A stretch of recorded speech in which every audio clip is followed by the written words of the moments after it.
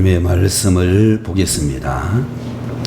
신약성경 빌립보서 4장 10절에서 13절까지 말씀을 대독하겠습니다. 내가 주 안에서 크게 기뻐함은 너희가 나를 생각하던 것이 이제 다시 싹이 남이니 너희가 또한 이를 위하여 생각은 하였으나 기회가 없었느니라. 내가 궁핍함으로 말하는 것이 아니니라. 어떠한 형편이든지 나는 자족하기를 배웠노니 나는 비천에 처할 줄도 알고 풍부에 처할 줄도 알아. 모든 일 곧 배부름과 배고픔과 풍부와 궁핍에도 처할 줄 아는 일체의 비결을 배웠노라. 내게 능력 주시는 자 안에서 내가 모든 것을 할 수 있느니라. 아멘.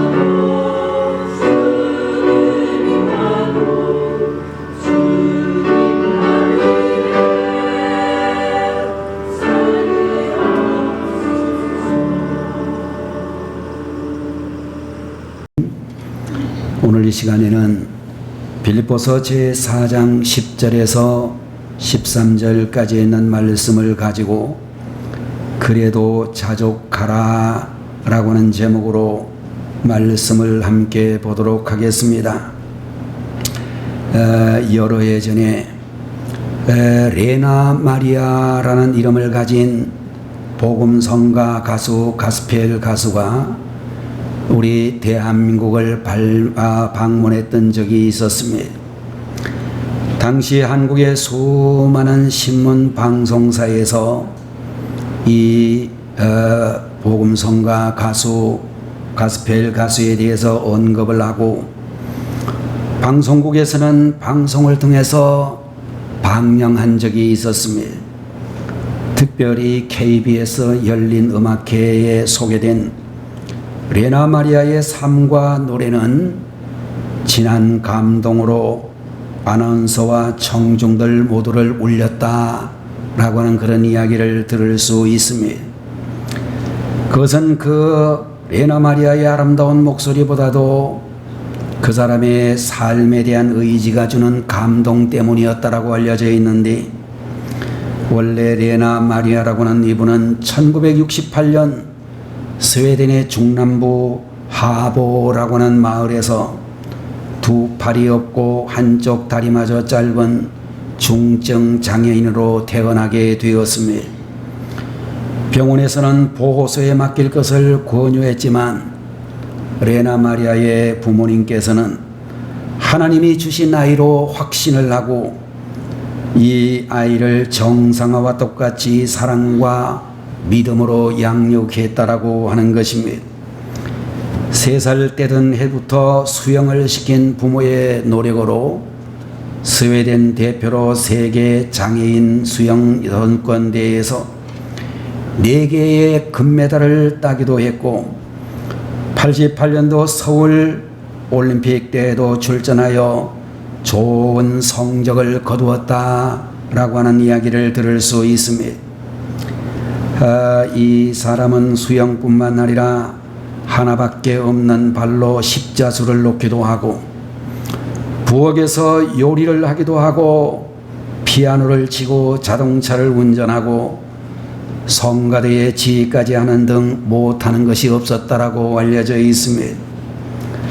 레나 마리아는 스톡홀름 음악대학에서 현대 음악을 전공했고 또 이 사람은 음악적인 재능을 인정받아 스웨덴 왕립 장학생으로 선발되어 미국에 가서 가스펠을 연구한 후에 현재는 세계적인 가스펠 가수로서 활동하고 있다라고 알려져 있습니다. 1991년도 일본 아사히 TV에서는 이 사람의 스토리를 방영한 것을 계기로 일본과 인연을 맺고 92년부터 매년 일본에서 가스펠 콘서트를 열고 있다고 하는 이야기도 듣습니다.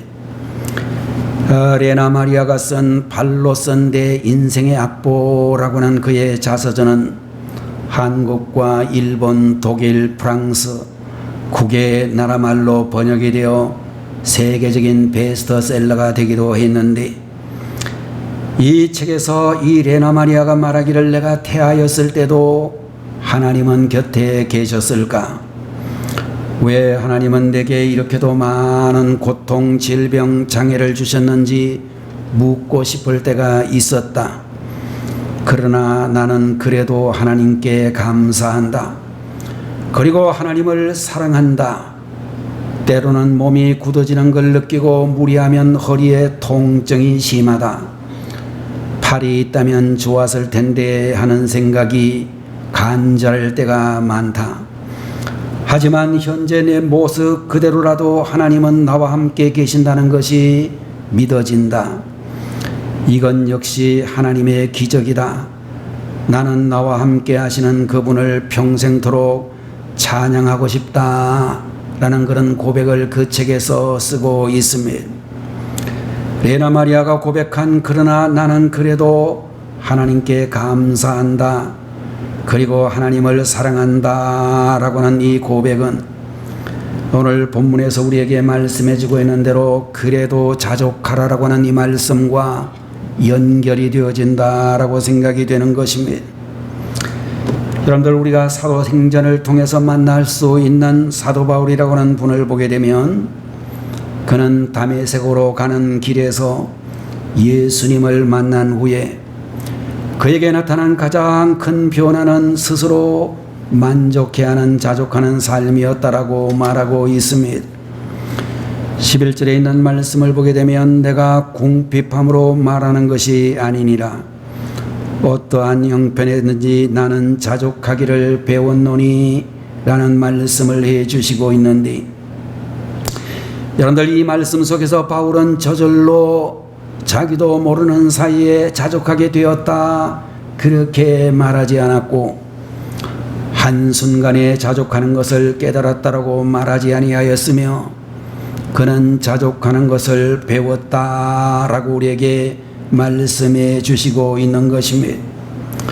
12절에 있는 말씀을 보게 되면 내가 비천에 처할 줄도 알고 풍부에 처할 줄도 알아.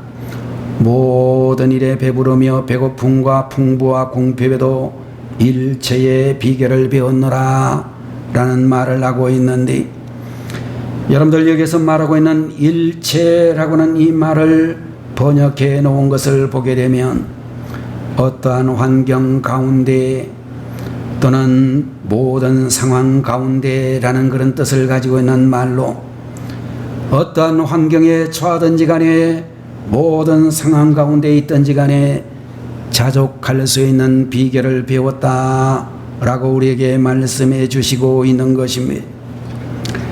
자, 오늘날 여러분과 저는 본문에 나타나고 있는 바울 선생의 고백처럼 어떠한 형편에든지 어떠한 환경에서든지 자족하는 삶을 배워 나가시는 우리 성도님들 모두가 되시기를 바라면서, 어떻게 하면 우리가 자족하는 삶을 배울 수 있을까라는 질문에 대하여 첫 번째로는 비교하지 말아야 한다라고 말씀을 드릴 수 있을 것입니다.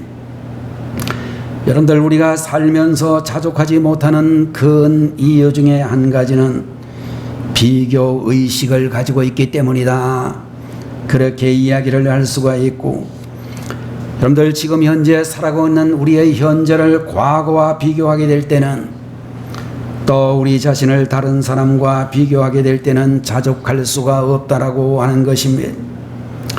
다른 사람보다 내가 상대적으로 가진 것이 부족하다든지, 우리 집 아이가 다른 집 아이보다도 상대적으로 공부를 잘 못한다라든지, 나의 아내가 다른 집 아내보다 상대적으로 요리를 못한다라든지, 이런 등등의 비교를 하기 때문에 불만이 시작된다 그렇게 이야기할 수 있을 것입니다. 여러분들 이스라엘의 초대왕 사울이라는 사람을 살펴보게 되면 본래 사울이 어떤 사람이었는가, 성경은 말할 때에 그는 꽤 괜찮은 사람이었다라고 말씀을 하고 있습니다. 사무엘상 9장 2절의 말씀을 보게 되면 기스가 아들이 있으니 그 이름은 사울이요 준수한 소년이라. 이스라엘 자손 중에 그보다 더 준수한 자가 없고 모든 백성보다 어깨 위는 더하더라. 이렇게 언급이 되어진 것을 보게 되면 사울 임금은 그야말로 그 당시 평균적으로 볼 때에 대단한 미남이었으며, 다른 사람들이 그의 어깨밖에 오지 않을 정도로 키도 대단히 커서 우리나라 말로 이야기하면 미스터 코리아 이상 가는 외모가 출중한 사람이었다라고 말씀을 하고 있습니다. 사무엘상 9장 21절의 말씀을 보게 되면 사무엘 선지자가 사울을 이스라엘의 왕으로 세우겠다는 뜻을 보이자, 나는 이스라엘 지파의 가장 작은 지파 베냐민 사람이 아니오며 나의 가족은 베냐민 지파 모든 가족 중에 가장 미약하지 아니하니까 당신이 어찌하여 내게 이같이 말씀하시나이까 라고 말을 하는 것을 볼 때에 그는 정말로 겸손하기 짝이 없는 사람이었다라고 말하고 있습니다. 그는 외모적으로도 대단히 출중한 사람이었고, 그리고 그의 성품도 대단히 훌륭한 이스라엘의 왕이 되기에 부족함이 없는 사람이었습니다.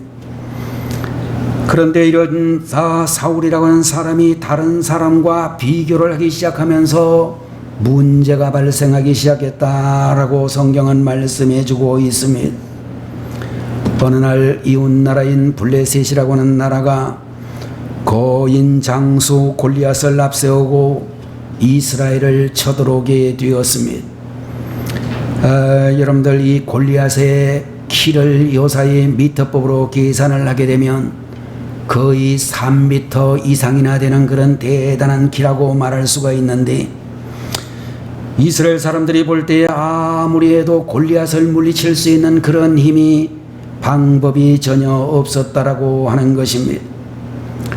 그런데 베들레헴의 어린 소년, 나이가 겨우 한 17살 내외였다고 추정이 되고 있는 소년 다윗이 전선에 있는 형님들을 면하기 위해서 왔다가 이 골리앗을 쓰러뜨리고 개선 장군이 되어 돌아온다는 이야기가 기록이 되어져 있습니다.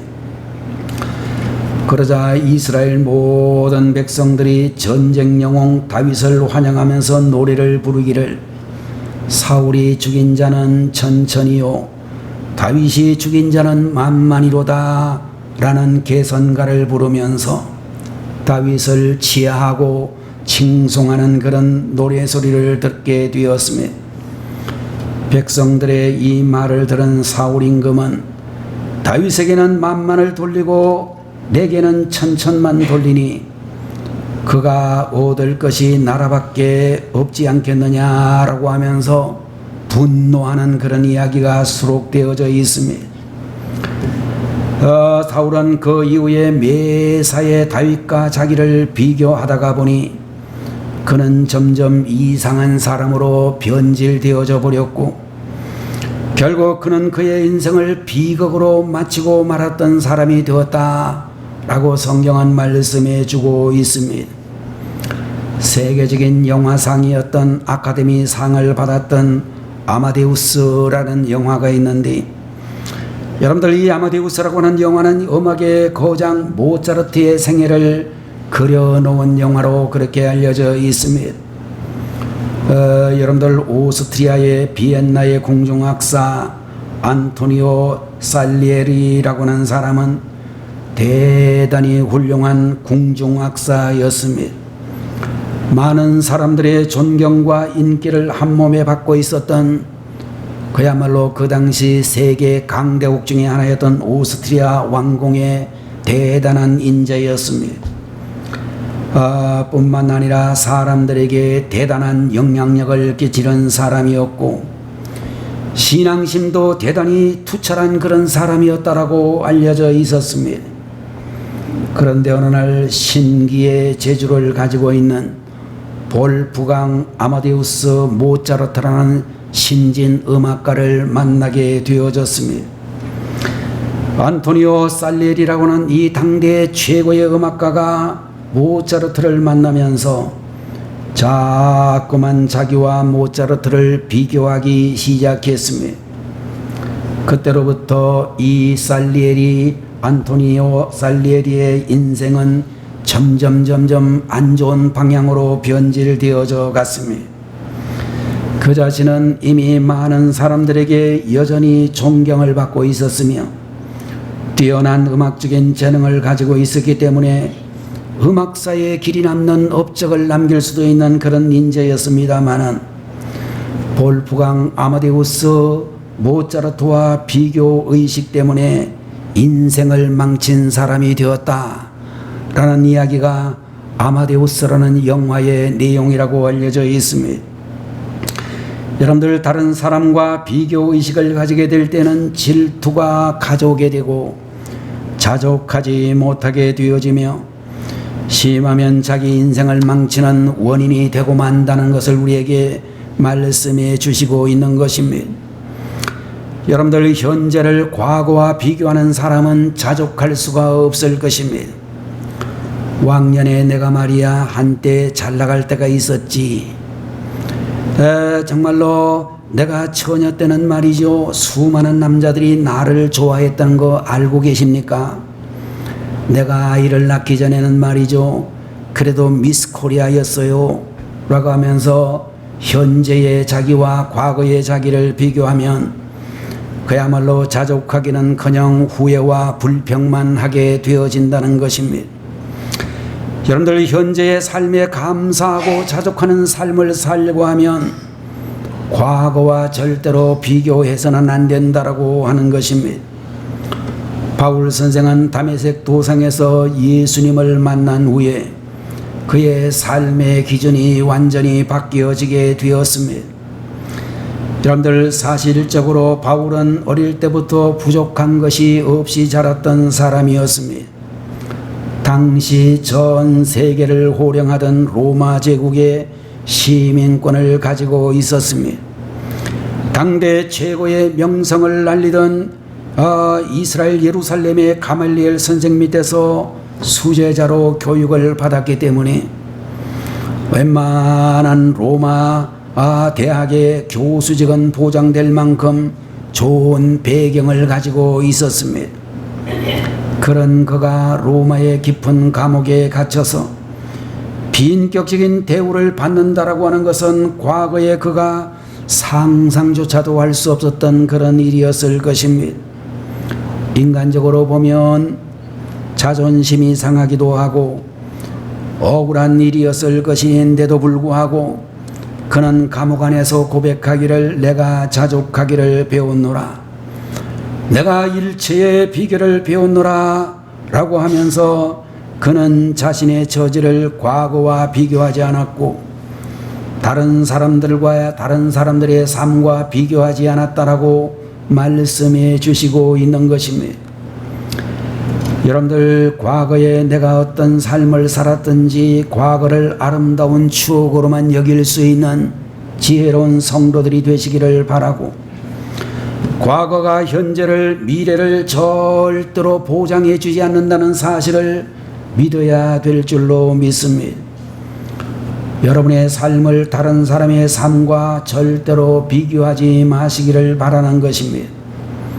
다른 사람이 넓은 평수에 최신형 아파트를 샀든지 말든지, 다른 사람이 자기가 가지는 강남의 노른자 땅을 팔았든지 샀든지, 정말로 여러분들은 그런 사람들과 절대로 비교하지 말아야 될 것입니다. 여러분들의 자녀를 다른 집 자녀와 비교하지 않았으면 좋겠습니다. 다른 집에서 피아노를 가르치든지 승마를 가르치든지 발레를 가르치든지 그 집 아이하고 우리 집 아이하고 비교할 필요가 전혀 없다라고 하는 것입니다. 아이들의 달란트와 재능이 다 다르고 남들이 어떻게 자녀를 교육하든지 내 아이들과 비교하지 말고 소신껏 교육할 수 있는 지혜로운 부모님들이 되셔야 될 줄로 믿습니다. 자, 여러분들, 우리 함께 살고 있는 아내를 또 함께 살고 있는 남편을 다른 사람들과 자꾸만 비교하지 말아야 될 줄로 믿습니다. 다른 집 남편, 다른 집 아내와 비교한다고 해서 후회한다고 물을 수 있는 것도 아니고, 정말로 가장 안타까운 사람은 결혼 전에 선본 사람을 아쉬워하는 사람일 수도 있다, 그렇게 생각이 되어지고, 결혼 전에 사귀던 사람을 그리워하는 사람, 이런 사람 다 부질없이 잘못된 것이라고 볼 수 있을 것입니다. 여러분들, 우리의 삶에서 자족할 수 있는 첫 번째 비결은 나를 다른 사람과 비교하지 않고 나의 현재의 삶을 과거와 비교하지 않는 데 있다라고 하는 것을 우리는 기억해야 될 것입니다. 두 번째로 우리가 자족하는 삶을 살 수 있기 위해서는 욕심을 부리지 말아야 된다라고 말씀해 주시고 있는 것입니다. 여러분들, 과도하게 욕심을 부리게 되면 결코 자족할 수 없다라고 하는 것입니다. 인류 역사를 통해서 과도한 욕심을 부린 사람치고 만족하거나 자족하거나 행복하게 살았다는 사람을 우리는 전혀 발견하지 못할 것입니다. 유명한 세계적인 갑부 록펠러라고 하는 사람이 나중에는 훌륭한 믿음의 성도가 되었습니다마는 세상적으로 살던 때 어느 날 한 기자 한 사람이 그를 찾아와서 이런 질문을 그에게 던졌습니다. 록펠러 씨, 당신은 현재 소유하고 있는 것에 만족하십니까? 그랬더니 록펠러가 말하기를 아닙니다. 단호하게 부인을 했습니다. 그러면 얼마만큼 더 소유해야 만족하겠습니까? 라고 했더니 조금만 더 많이 벌었으면 좋겠습니다. 그렇게 이야기를 했습니다. 여러분들, 행복은 돈에 있지 않다는 것, 소유에 있지 않다는 것을 우리에게 잘 가르치는 교훈이다. 그렇게도 말씀드릴 수 있을 것입니다. 피플스라고 하는 잡지에 앤드 기입이라고 하는 가수의 이야기가 실렸는데, 이 사람은 1977년 19살의 어린 나이로 호주에서부터 미국으로 건너가 레코드 한 장을 내었는데 그것이 공전의 대히트를 치게 되었습니다. 첫 번째 해에 200만 달러를 벌고 그 다음 해에는 또 100만 달러를 벌게 되었습니다. 그의 음반이 1500만 장이 팔렸을 때 그의 나이는 겨우 21살밖에 되지를 않았습니다. 그는 어린 나이에 세계 음악 역사상 엄청난 성취를 이룬 사람이 되었는데 모든 사람들이 말하기를 그를 성공한 가수라고, 성공한 젊은이라고 그렇게 불렀습니다마는 그는 자신을 돌아볼 때에 절대로 행복한 사람이 아니었고 그의 마음은 점점 더 공허해지기만 했습니다. 레코드판이 50만 장이 팔리고 100만 장이 팔릴 때마다 받는 황금 레코드판의 숫자는 점점 늘어갔지만 명성과 재산이 엄청나게 늘어서 인간으로서 천하 최고의 부귀영화를 소유하게 되었지만 그의 인기가 올라가면 올라갈수록 마음속에는 공허함이 점점 더 늘어가게 되었습니다.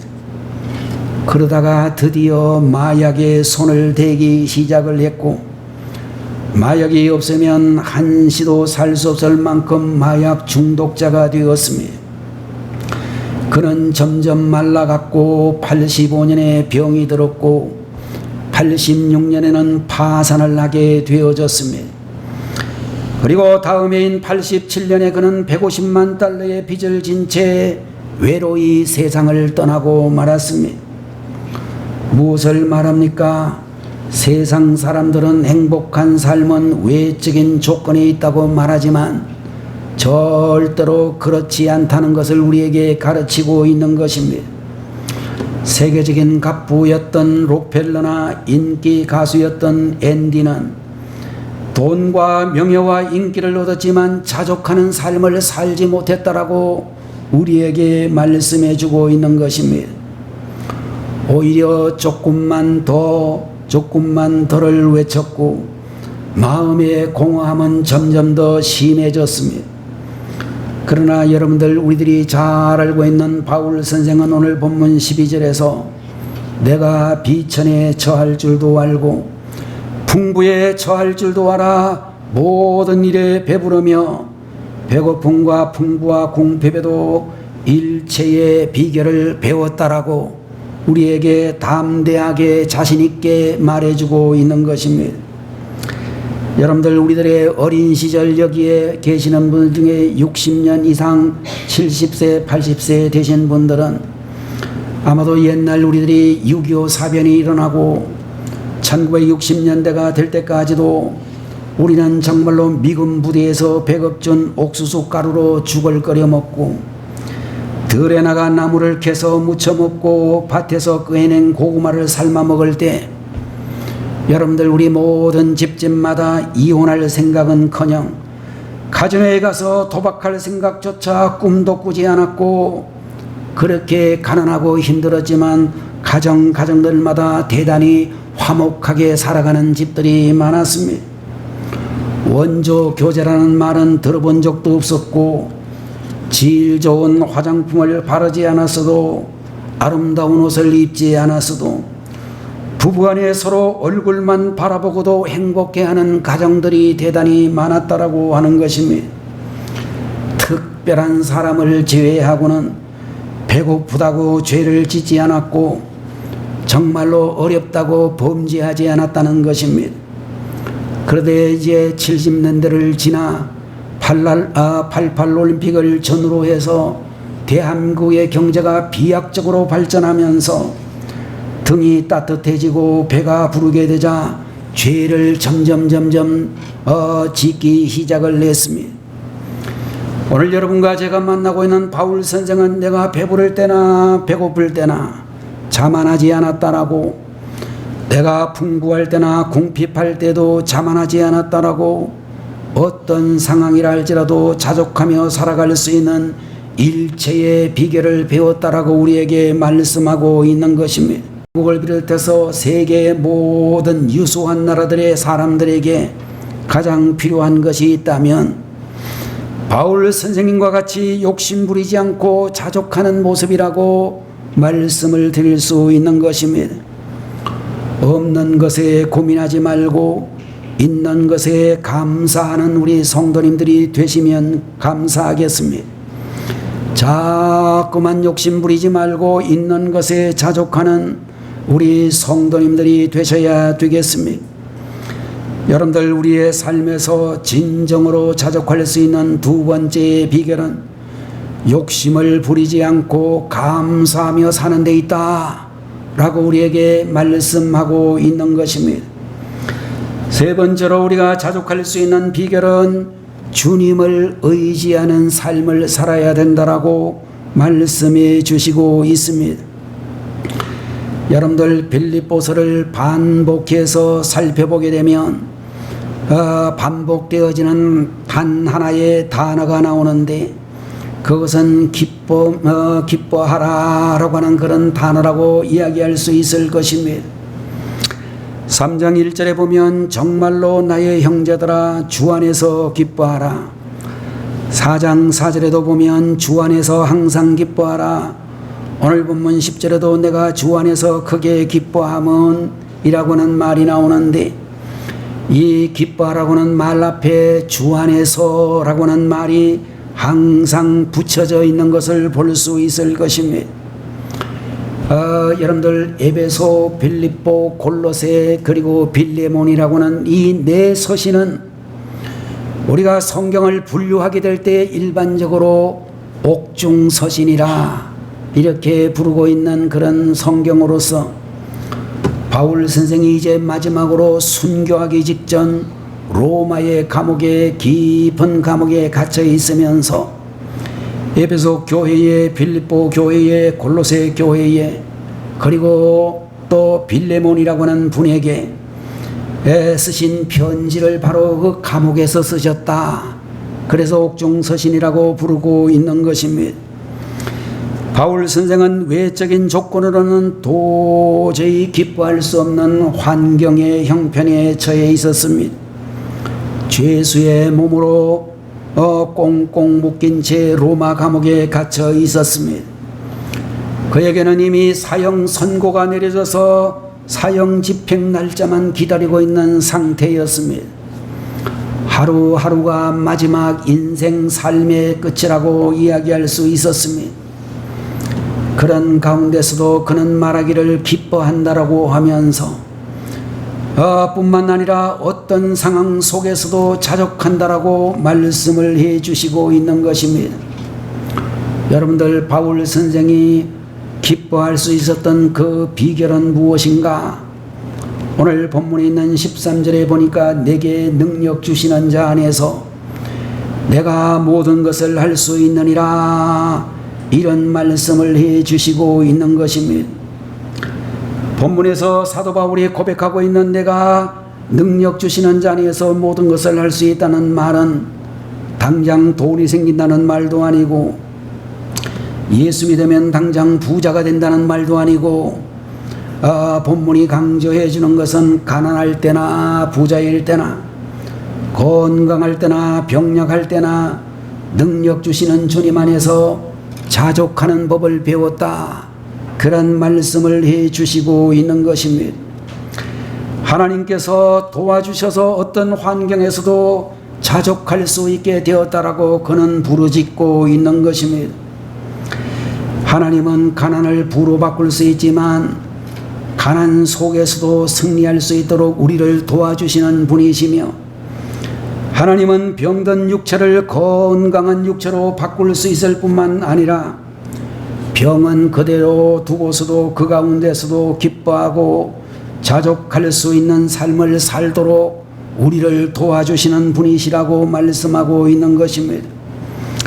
여러분들, 우리의 약함을 강함으로 바꿔주시는 주님을 의지하는 우리 교회의 가족들이 되시기를 바라는 것입니다. 가난 가운데서도 약함 가운데서도 자족할 수 있게 하시는 주님을 의지하는 여러분들이 되셔야 되겠습니다. 화란 출신의 고리텐 부음이라고 하는 할머니에 대해서 우리가 여러 번 이야기를 나눈 적이 있습니다마는, 나치스 독일이 기승을 부리게 될 때에 원래 이 사람들은 유대인도 아니고 네덜란드 사람이었는데도 불구하고 이제 나치의 그런 포악한 손길을 피해 도망치는 유대인들을 숨겨주었다는 죄로 발각이 되어 온 가족 모두가 유대인들을 가두는 집단 수용소에 수용이 되어졌습니다. 이 고리텐 붐이라고 하는 이 성도님에게는 믿음이 아주 좋은 베시라는 이름을 가진 언니가 있었는데, 그 언니와 함께 감옥에 갇히게 되었습니다. 몇 개의 감옥을 거쳐 고리텐 붐의 가족들은 제일 악질적이라고 소문이 난 라벤슨부르크 수용소로 이송된다는 소문이 들려왔습니다. 그 소문을 듣고 고리텐 붐의 언니 베시는 무릎을 꿇고 기도를 드리기 시작했습니다. 하나님 감사합니다. 우리를 위해서 라벤슨부르크 수용소에서 무엇을 준비하셨습니까? 라고 하면서 감사의 기도를 드렸고, 이었고 그의 가족들은 라벤슨부르크 수용소에 도착을 하게 되었습니다. 조그마한 감방에 수많은 사람들이 우글우글 그야말로 엄청나게 많이 수용이 되었습니다. 감방에 들어간 언니가 또 감사 기도를 드립니다. 하나님, 이 추운 겨울에 이렇게 많은 사람들이 함께 어울려 살 수 있는 따뜻한 거처를 주시니 감사합니다. 또 이 많은 사람들에게 복음을 전할 수 있게 하시니 감사를 드립니다. 그렇게 언니 베시는 그런 감사 기도를 드렸습니다. 가만히 보니 그 감방에는 벼룩이 너무나 많이 창궐하고 있었습니다. 온몸이 근질근질해 가지고 사람들은 다들 짜증스러운 표정인데, 베시는 또 하나님 앞에 감사 기도를 드리기를, 하나님, 벼룩을 주신 것을 감사드립니다. 그랬더니 동생 고리텐 붐이 기가 막혀 가지고 언니를 꼬집으면서 따지기를, 언니, 어떻게 벼룩까지 감사를 해요? 그랬더니 베시라는 언니가 말하기를, 나도 하나님께서 벼룩을 주신 이유를 잘 모르지만 그런 환경을 주신 하나님의 뜻이 있지 않겠니? 라고 그렇게 대답을 했습니다. 고리텐 붐은 처음에 참으로 어처구니가 없었지만 며칠을 지나다가 보니 정말로 벼룩을 주신 하나님이 감사하다는 이유를 알게 되었습니다. 이 감방에 특별히 벼룩이 얼마나 많았던지, 감옥을 이렇게 순찰하는 간소들이 벼룩한테 벼룩이 덤벼들까봐 이 감방을 잘 찾아오니 않아서 이 감방에 있는 사람들은 마음 놓고 찬송도 부르고 기도도 하고 말씀도 나누면서 그 감옥 안에 믿음의 공동체가 만들어지기 시작했다는 것입니다. 나중에 알고 보니까 그야말로 그 감방에는 너무나 이와 벼룩이 많아서 간수들 전체가 아예 출입을 삼가고 있었다는 그런 이야기를 들을 수 있었습니다. 고리텐 붐은 언니의 믿음과 삶과 감사를 배웠다고 그가 쓴 비난처라는 책에서 그런 고백을 간정을 쓰고 있습니다. 여러분들 이 시간에 우리 성도님들 역경 가운데 있다면, 고난과 고통 가운데 있다면 그 속에서도 하나님은 여전히 우리를 사랑하시고 우리를 향한 놀라운 계획을 가지고 계시는 줄로 분명히 믿는 것입니다. 여러분들 오늘 이 자리에 계시는 우리 성도님들, 그러므로 우리를 향한 놀라운 계획을 가지고 계시는 하나님을 의지하시고 어떤 역경과 환난 가운데서도 우리를 도와주시는 주님을 신뢰함으로 자족하는 삶을 살아가는 하나님의 귀한 종들이 되시기를 주님의 이름으로 축원합니다. 기도하겠습니다. 거룩하신 우리 아버지 하나님, 그래도 자족하라 라고는 제목의 말씀으로 우리에게 비교하지 말라고, 욕심 부리지 말라고 주님을 의지하라고 말씀해 주시니 진심으로 감사를 올려드립니다. 우리 아버지 하나님이여, 우리는 참으로 환경이 어떠하든지 그래도 자족할 수 있게 하시고 비교하지 말고 욕심부리지 말고 주님만 의지하고 신뢰함으로 감사하며 자족하는 삶을 살아가는 하나님의 귀한 자녀들이 되게 해 주옵소서. 예수님의 이름으로 간절히 기도 올리옵나이다. 아멘. 다 같이 기도하겠습니다.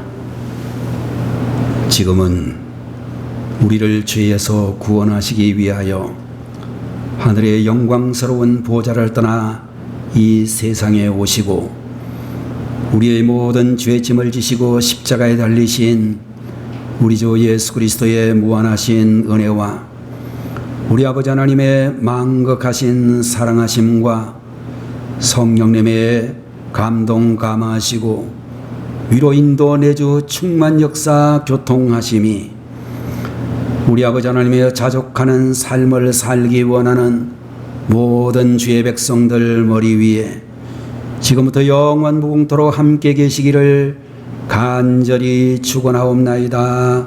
아멘.